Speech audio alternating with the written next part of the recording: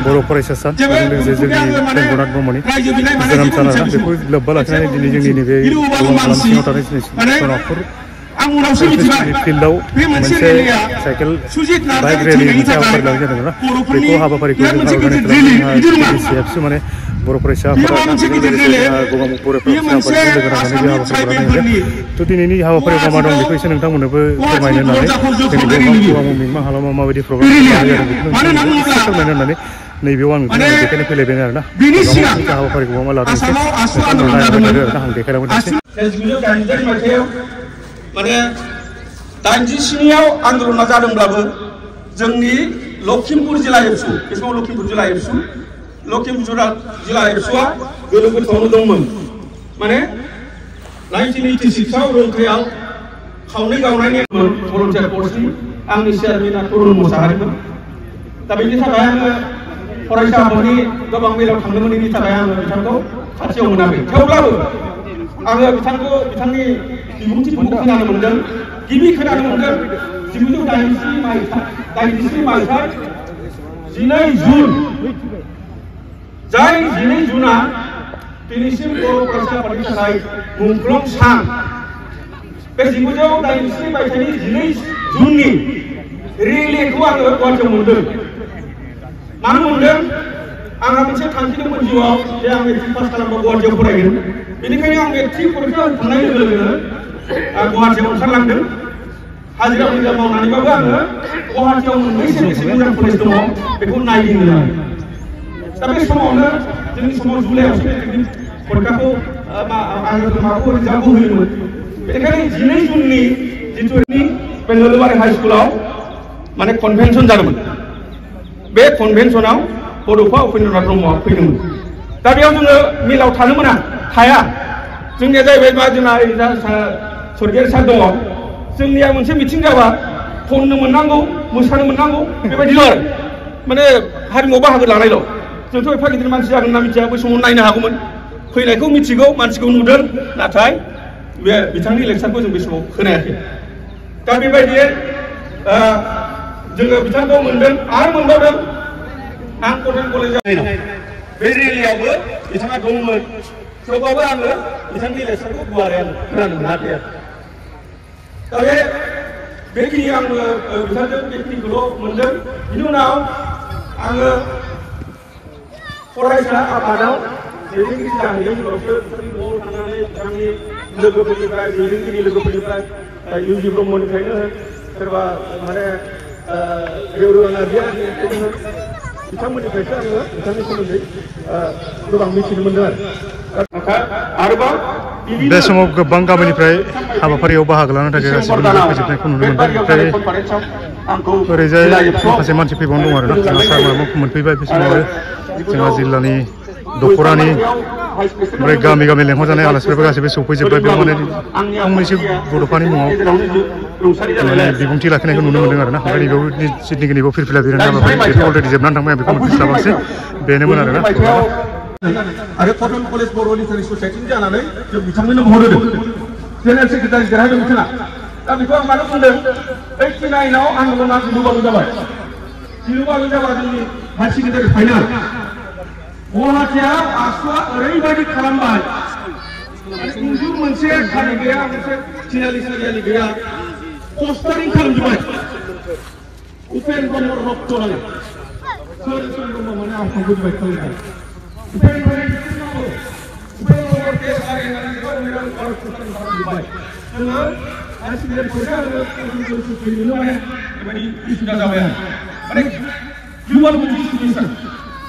जों साथाम दङ बे मोनसे समाव गयै जोंहा रुफिनुल बारनि अनन्तल आरो बालिगावनि जोंहा सफल सरगियारि ओमफ्राय आं सफला जोंनि मोनसे उन्दै जों फाइनाल होदों माने गिलु बालु सिटुवेसन आरो दा बेखौ माने रायखांदों बै समाव Hemant Biswa शर्माया आसुनि unit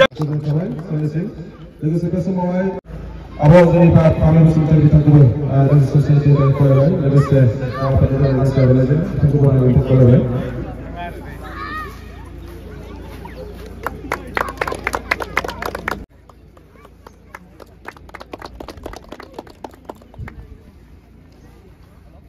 Semuanya Ditangkul. Kalau registrasi kita Kolej registrasi pendidikan registrasi Ditangkul dari Kolej.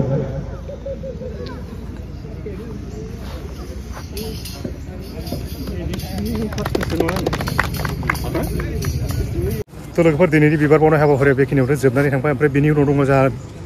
Bike rally दं ओमफ्राय बाइक रेलियाव जोबखांनायनि उनाव गेजेर गेजेर माने माखासे स्टपेज दं आरोना बे स्टपेजाव माखासे मोजां मोजां प्रग्राम लानाय जादों बे प्रग्रामाव मा प्रग्राम लानाय जादों ओमफ्राय माबायदि जागोन एसे बिराद मोनसे मोजां प्रग्राम जालांनो थांगासिनो दं आरोना थ' नोंथांमोनाबो नायलांबाय थाब्लानो जाबाय जोंनि मिंबां हालामाव जोंनि मिंबां गगामुग धेमाजि डिस्ट्रिक्टनि मिंबां गगामुग हालामाव माबायदि बर'फ्रा माबायदि माने ग्रोम ग्रोम बेबायदि दङ नोंथांमोना एसे नायलांब्लानो जाबाय आरोना थ' होमबासो नोंथांमोना एसे बुजिगोन जागायसिगोन आरो बे समाव जोंनि ओनसोलनि गुबुन गुबुन गामिनिफ्राय जाय बिथांमोना साइकेल रेलियाव फैदों गासैखौबो साखा बारा जानो थाखाय खावलायदों थ' बे समाव नोंथांमोना मोनसे बबे गामिनिफ्राय बाहागो लाफैदों बबे माने जायगानिफ्राय बाहागो लाफैदों एसे नोंथांमोना देखायनोसै आरोना नायलांब्लानो जाबाय बबे गामिनिफ्राय बाहागो लाफैदों एसे सोंनानै नायनोसै आं बबे गामिनि मानो होनबा गासैखौबो जायगानिब्लाबो सिनायजोबा नालाय एसे सोंनानै नायनोसै आरोना नै बिथिंबो माखासे फंबायमोन दङ बिसोर बबे गामिनिथाय फंबायमोना बबे गामिनि एसे खोन्थाहरदोलै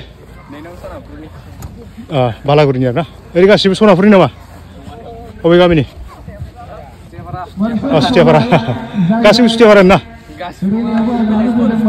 हा धनसिपुर ओइ धनसिपुर जतेसपुर ओरैजाय सुथियापारा ओमफ्राय नैबे 2 नं सनापुर दे आदामोना बबे गामिनि एसे खोन्थायाबा माथो हिर'थार एसे खोन्थादो मा गामिनि अबायपुर बबेथिं मोनलायब्रा बेनो आं मिथियालै मोनसे माने रेलिनि मेन माबाया जाहैबाय नैबे आरोना मोनसे हारि राव बिजों थायोब्लासो बे हारिया गेरेमसा हारि महरै सिनायथि मोनसे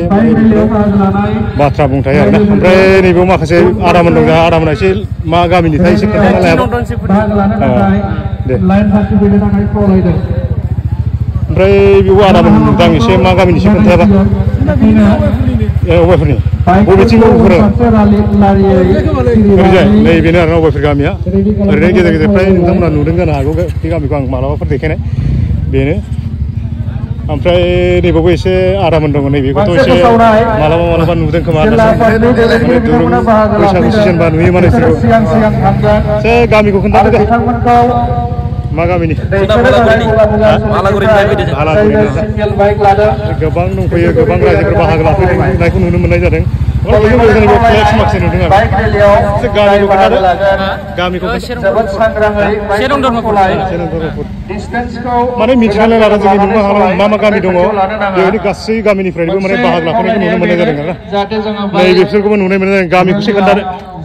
गामिनिफ्राय 2 नं मानिफोर ओमफ्राय फंबायनिया गामिया मा गामि नारुवानिफ्राय बाहागो लाफैदों ओमफ्राय ओरैबो माखासे दङ जोंहा फरायसा बिबाननि बर' माखासे ओमफ्राय बेजों लोगोसे गामिनिफ्रायबो बाहागो लाफैदों आरोना नोंसोर जाहैबाय एसे जोंना फरायसा आफादनि मावथि हान्जा ओमफ्राय नैबे जोंनि लकेल गोजा गासिबो ओमफ्राय नैबेयाव जितनिखि बेफोरबायदि सिलेक्ट खालामनानै गासिबो फरायसा आफादनि बिबानगिरि बिथांमोन आरोना बिसोरो स्ल'गानफोरखौ जों रायजोफोरा बाहागो लानो फैदों बाइकफोरखौ उनफारसे रेडि खालामनो थाखाय बे समाव खावलायबाय जोङो दिनैनि बाइक रेलिनि जे हाबाफारि बेखौ जोङो जागायसिगोन दैदेनगिरि बिथांमोना दायो एसे आरो गोदानै जाय बाहागो लानो फैदों बाइकआ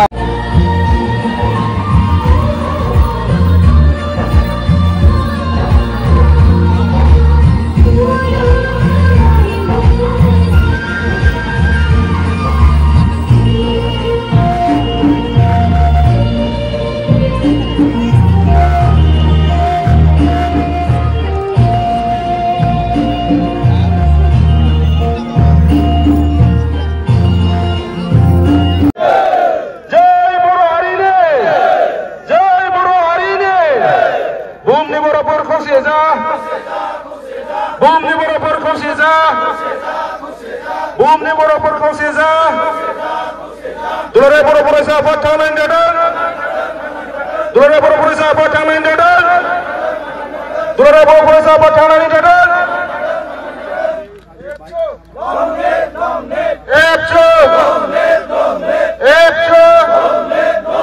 जय बर' हारिनि जय बर' हारिनि जय बर' हारिनि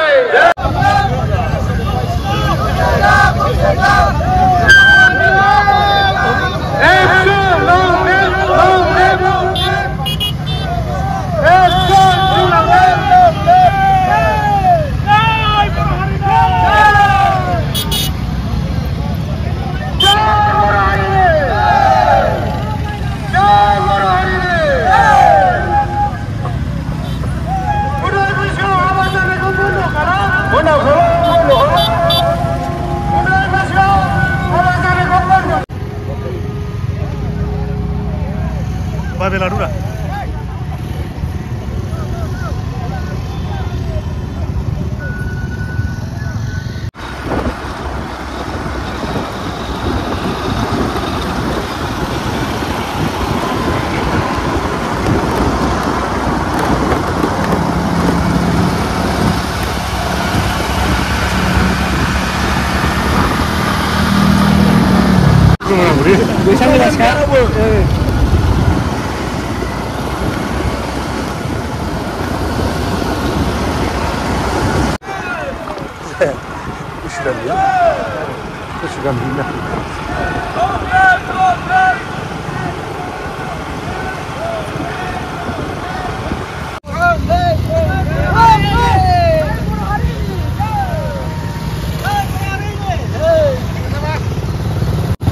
तो बे समाव फैयै माबा अगुरि तिनिआलि बिनि उनाव डाइरेक्ट ओरैजाय बेदबारि बामसिनिया देउरि गामिजों ओरै खोदोमगुरिजों हाबसिगोन ओमफ्राय जों नैबेजों हाबगोनसै आरोना नैबे अगुरि तिनिआलिजों हाबसिगोन बेजों हाबनानै जोङो एसेबो ओरै बेंहैसिगोन आरोना ओरैजाय फार्स्टआव हमहैसिगोन नैबे माखासे बिराद गोलाव लाइन नै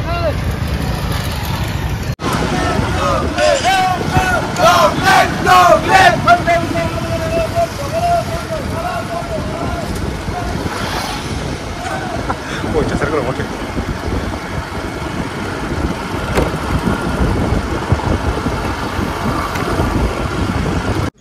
तो लोगोफोर फैयै फैयै अगुरि मोनफैबायमोन आरोना जोंनि गासै साइकेल माबा बाइक रेलिया ओमफ्राय फैनानै एसे मोनसे फिसा प्रब्लेम जादों आरोना गिदिर नङा माइकआ एसे प्रब्लेम जाना होबाय माइकनि जितुनिखि गारि ओमफ्राय माइकआबो गाज्रि जादों आरोना ओंखायनो माने दसे नेबाय गासिबो लाइन आं दा नोंथांमोननो देखायजोबनानै लाखिनानै गासिबो माने दसे नेथ'नाय जादों ओमफ्राय जायोब्ला गासिबो थांजोबसिगोन आरोना दा नायलांजोबबाय माबायदि लाखिदों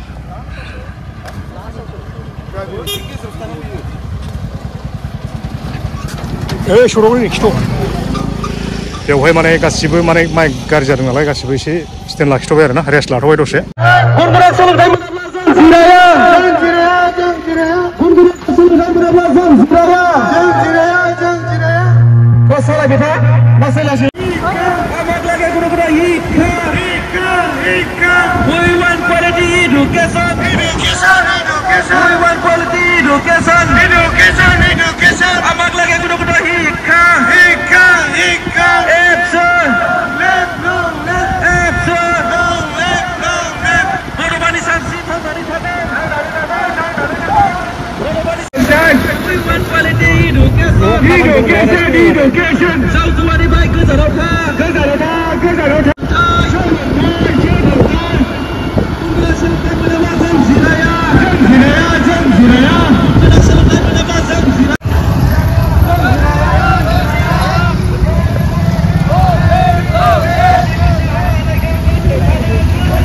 ओरैबायदि गोजान ओरै जोबनोनो गैया ओमफ्राय ओरैबो सिगाङावबो बिराद गोजान मोनहैबाय आरोना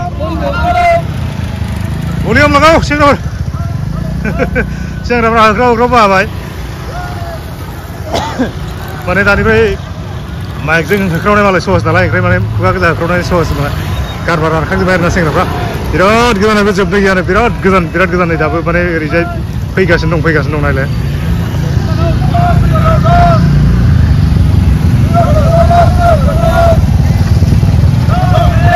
बे जाहैबाय माबा 2 नं खोरोमगुरिनि टार्निं आरोना ओमफ्राय तिनालियानो हमजायो नैबे तिनालि मोनबाय ओमफ्राय 1 नं खोरोमगुरिजों डाइरेक्ट बारस'लांसिगोन ओमफ्राय डाइरेक्ट धर्मपुर मोनहैसिगोन आरोना बेनिफ्राय नामाथाय थ' देखायलांबाय था नोंथांमोना नायलांबाय था ओमफ्राय लास्टसिम नायबाय जोबोद मोजां जागोन लास्टनि प्रग्रामाथ' जोबोद मोजां बे समाव फैयै फैयै धर्मपुर गामि मोनफैबाय बेयाव मोनसे लांनाय मोनसे फिसा बानायनाय जादों ओमफ्राय बेखौनो एसे जानो होननानै बेयाव गासिबो रेस्ट लाफैजोब्बाय मा जानाय बानायदों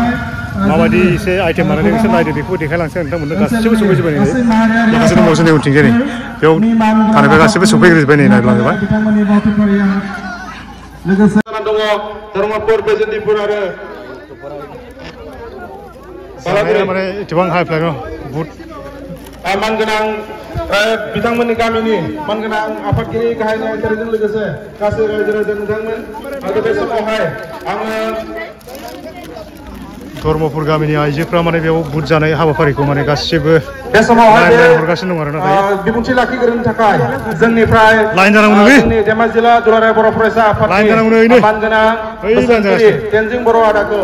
बे समाव बिथांनि बेसेन गोसा बिबुंथिखौ लाखिनो थाखाय खावलायनाय जाबाय बेसे गोजान हान्थिबोखो ओरैनोथ' दा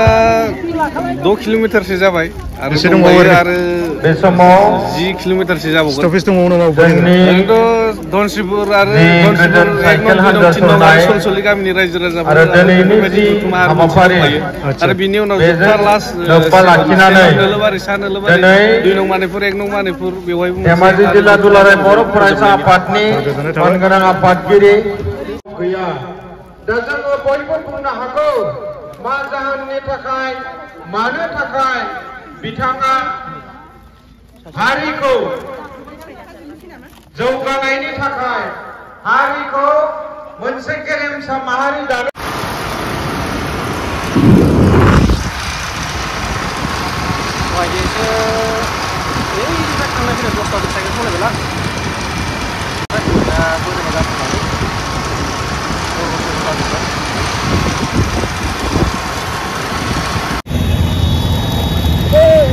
माथो गैलानो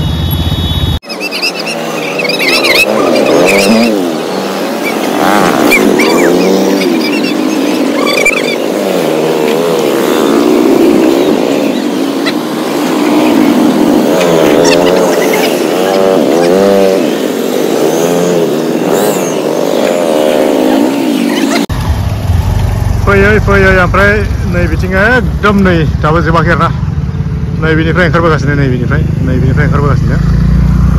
दाबो जोबा नैबेनो लास्ट फैबाय ओमफ्राय बेखिनिखौनो देखायबाय नोंथांमोना नैबे मानसिफोरखौ टटेल देखायजोबबाय आरोना बेवहायनो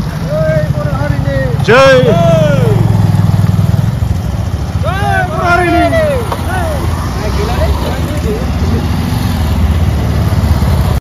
बे समाव फैयै फैयै मोनसे जायगा मोनफैलायबाय धनसिपुर होननाय गामियाव बेवहाय बिसोरनि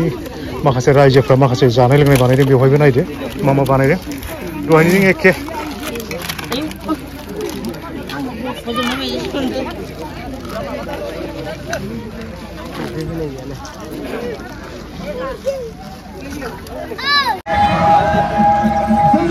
बे समाव धनसिपुर एलपि स्कुल फिल्डनिफ्राय बिदाय लानो सानबाय ओरै जोंहा स्लगान होग्रा फंबायफोरा स्लगान होगासिनो दं आरोना बेनिफ्राय ओंखारलांनायनि उनाव जोबथा माने नोलोबारि फिल्डआव माखासे मोजां हाबाफारि दं नोंथांमोना नायलांब्लानो जाबाय आरोना बे मोजां हाबाफारिया मा हाबाफारि बे माखासे एसे जथुमनायबो जागोन आरोना बेखौनो एसे नोंथांमोननोबो आं लास्टआव खनसे देखायफिनबावनोसै आरोना थ' नै बिनिफ्राय ओंखारनो नागिरबाय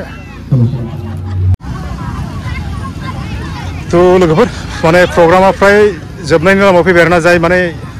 जोबथा पइन्ट बे जायगाखौ मोनफैबाय नैबे जाहैबाय जोंनि नोलोबारि गेलेग्रा फोथार बेयावनो गासै जोबथा हाबाफारिखौ बेयावनो लादों आरोना माखासे चेयारबो बहायना दोननाय जादों ओमफ्राय माखासे आं दहाय बुंनाय बायदि माने माखासे मोसाखावरिबो बेयाव रेडि खालामनानै दोननाय जादों आरोना माने बैसागुनि थाखाय बेयाव माखासे माने कर्स होनानै फ्रियावनो कर्स होनानै दोनखादोंमोन थ' बिसोरखौ माने नैबे जिथुनाखि हाबाफारि माने रेलियाव फैनाय हाबाफारि बिसोरखौ माने बरायनो थाखाय बिसोरखौ माने मोसानो थाखाय रेडि खालामना दोनदों आरो आं दा मोसानायफोरखौ एसे मोजाङै देखायगोन ओमफ्राय दा नैबे मोनफैजोबनाय माने रेलि खालामनानै मोनफैनायफ्रा अलरेडि मोनफैखाजोब्बाय आरोना नैबेयावहाय नै बिसोरनो ओमफ्राय गोबां गोलाव दङ नै फैगासिनो दं नै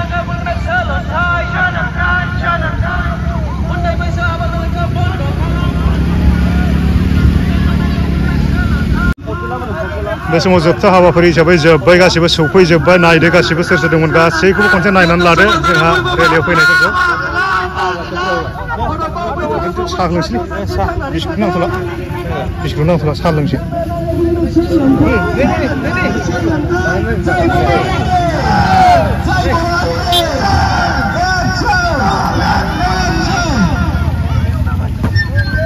बेवहायबो माखासे फिसा ओरैनो जालांनो लादों आरोना साहा आरो बुट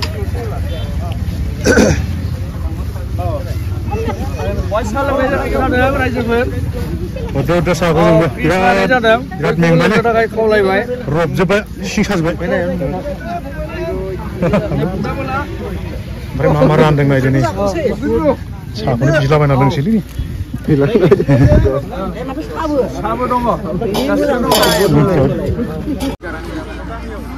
माने गासै रेलियाव थानाय रेलिनिफ्राय फैनाय माखासे मानसिफोरखौ बरायनो थाखाय माखासे माने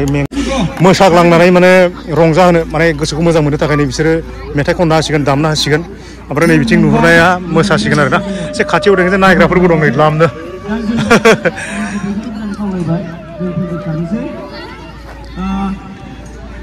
नै बेबायदि ओरै खावसे थानाय जादों मोसानो दा मा मोसागोन दाख्लैनिफ्राय मा सोलोंदों एसे नायनानै लादो दिनै एसे फुल टाइम बायदिबो जागोन आरोना मोसानाया मोसाग्राफोरखौ खनसे नायनानै लादो नै सोर सोलोंदोंमोन बेसे रोंखो मोसाखावरि बिथांमोना मोसागासिनो दं बिथांमोननि मोसानायखौ जोङो दान्दिसे नायलांसै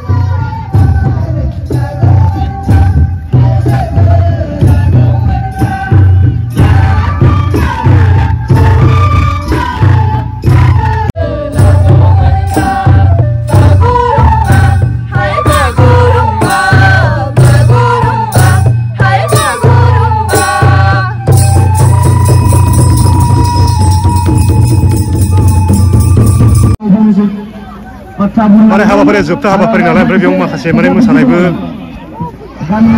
मोसानाय कर्सबो दंखायोमोन नालाय ओमफ्राय बेजों लोगोसे माखासे मानसिफोरखौ मोसाखावरिबो दंफैखायो नालाय ओमफ्राय बेखौ गासैखौ लानाय मोनसे लास्ट मोनसे स्पेसिसिन आरोना जोंना आफादगिरि जिल्लानि आफादगिरि बिथाङा ओमफ्राय मिरुनिबो बिबानगिरि बिथां दंफैयो ओमफ्राय बिथांमोनहा माखासे मा बोसोनाय एसे खोनासंलायदो आरोना बेखौ एसे देखायगोन आं नोंथांमोननो माने लास्ट मुभमेन्टआव मा बोसोनाय एसेबाबो खोनासंगोन ओमफ्राय बेयाव बाइक रेलि खालामनाय बिथांमोनहा नेनानै दसे जिरायबाय बेवहाय धेमाजि जिल्ला दुलाराय बर' फरायसा आफाद आरो गगामुख दख'रा दुलाराय बर' फरायसा आफादनि बानजायनायाव दिनैनि माने जोबथा हाबाफारि जोंनि जाखांबाय थानाय फंबायफोरखौ जे बिथांमोननि टेलेन्टखौ जोङो सायख'नो थाखाय जोबथायाव माने सोर माने आलासिफोर माने सोर बिबानगिरिफोर माने एसे नुजाफैदोंमोन बाहागो लाफैदोंमोन नोंथांमोननो नैबे एसे सिगांनि जिरायनानै दङ नोंथांमोन एसे देखायलांसै दहायथ' माने एसे आफादगिरि हिसाबै माने खौरांखौ आं एसे लेट जाहैदों नालाय बारा नोंथांमोन देखायजोबनो हायाखैमोन आरोना ओमफ्राय बेखौ गासिबो जमा जाबाय हिसाबै नोंथांमोननो बेखौ एसे देखायजोबसै आरोना बेखौ नायनानै लानांला जाबाय एसे नङा होमबा दा बेफोर खोथाखौनो सोमोन्दो लानानै आं फंनैसो खोथा बुंलांनो सानदों जे जोंनो बर' हारिया मोनसे गोजौआव दावखोनो गोनांब्ला जोंनि गिबियाव सोलोंथाइ नांगौ सोलोंथाइनि अनगा सोलोंथाइनि बागै जों मोनसेबो हाबाखौ आवगायनो हाया एबा मावनो हाया दा बेनिखायनो जों साफ्रोमबो जोंनि दख'रानि दैदेनगिरि जिल्लानि दैदेनगिरि आरो गासैबो जोंनि बर'नि माहारियारि बेखिनियानो आरोना ओमफ्राय माखासे दंबावो ओरैजाय रेलियाव माखासे फैबाय थानाय सुबुं सम्पद फंबाय बिनानावमोननिसिम खावलायगोन जे जोङो सोलोंथाइ लानायाव फावसायनानै थानो मोननाय नङा जों बयबो गावनि बिमा रावखौ गुरुत्व होनानै बेसेन होनानै गावनि बिमा रावजोंनो जों सोलोंथाइ लानांगौ बिजोंनि फरायसालिफ्रा गोमानानै थांबाय आरो थैनानै थांबाय माने बर' मिडियामनि स्कुला जोबनानै थांबाय दा बिनि खारनानो जाहैबाय मोननै मोनथाम दङ दा गिबियाव आं बुंगोन गुबुन मोनसे पइन्टखौ आं बुंनो सानदों एक नम्बर पइन्ट से नाम्बाराव जाहैबाय बै ओनसोलाव थानाय गुदि फरायसालि भेन्सारानो जा बा गभर्नमेन्टआनो जा दा बै ओनसोलनि फरायसालियाव फरायसाफोरनि बाङाय जालांनाय एबा खमायलांनायनि जाहोनाव जोंनि बर' बिजोङा गैया जालांदों बर' बिजोंनि फरायसालिया गोमोरलांदों एबा थैलांदों बेखौ एसे खमायनानै बेबायदि गोमालांदों दा बिनि माखासे आरो गुबुन मोनसेया जाहैबाय बबेबा फरायसालियाव फोरोंगिरिनि आंखाल बेयाव फरायसाफोर दङ आरो बबेबा फरायसालिया सरकारि जायाखै सरकारि जायैनि थाखाय फोरोंगिरिया बैसो जानानै रिटायार जालांबाय आरो फरायसालिखौ सामलायनो गुबुन फोरोंगिरि मोनैनि थाखाय फरायसालिया बा गामिया फरायसालिखौ सामलायनो हायैयाव बेबायदि जोंनि गुदि फरायसालिफ्रा गोमालांनो हमदों आरो दिनैसिम दा बेनिखायनो आं खावलायगोन दिनै जोंनि बिजोंखौबो जों मोनबोदों दा बेनिखायनो बिथांमोनखौ सनमान होनानै जोंनि हारिखौ दावखोनांगौनि थाखाय जोंनि हारिखौ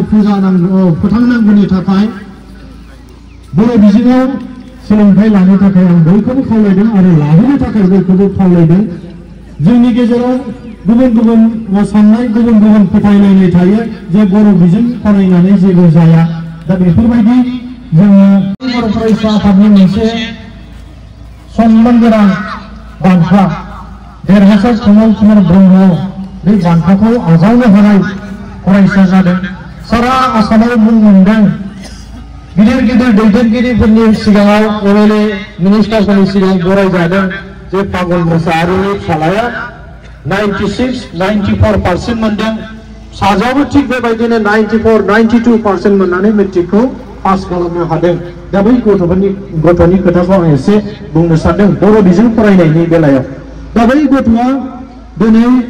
मेट्रिकखौ मोजां पारसेन्ट लानानै दुलाराय बर' फरायसा आफादजों गावनि बिमा रावजों जाय फरायो